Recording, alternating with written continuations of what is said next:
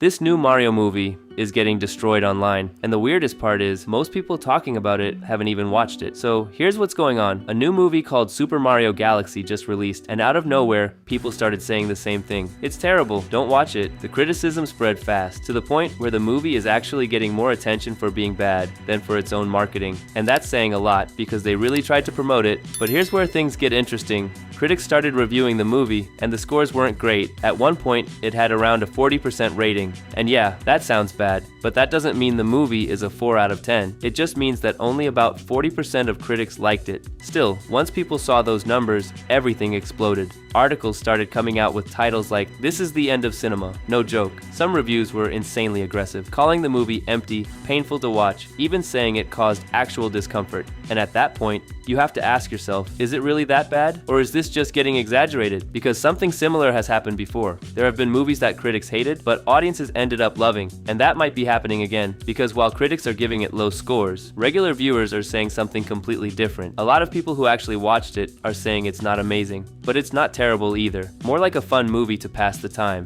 So why is there such a big difference? Well, one of the main criticisms has to do with how the movie is structured. Apparently it feels like it was made for people with short attention spans. Instead of building a strong story, it jumps from scene to scene really fast, almost like watching a bunch of short clips one after another. Constant action, constant movement, barely any time to develop characters or story. And for some people, that's a huge problem. They see it as a sign of where movies are heading, trying so hard to keep attention that they forget to actually tell a story. But for others, that's not necessarily a bad thing. Some people just want something fun, fast-paced, easy to watch. And if the movie delivers that, then it works. So now you have two completely different perspectives. Critics calling it a disaster, and audiences saying it's actually enjoyable. And honestly, this raises a bigger question. Are critics still relevant, or are people starting to trust their own opinion more? Because at the end of the day, a movie doesn't need to be perfect to be successful. It just needs people to enjoy it. So tell me what you think about this. And remember, embrace reality and deal with it.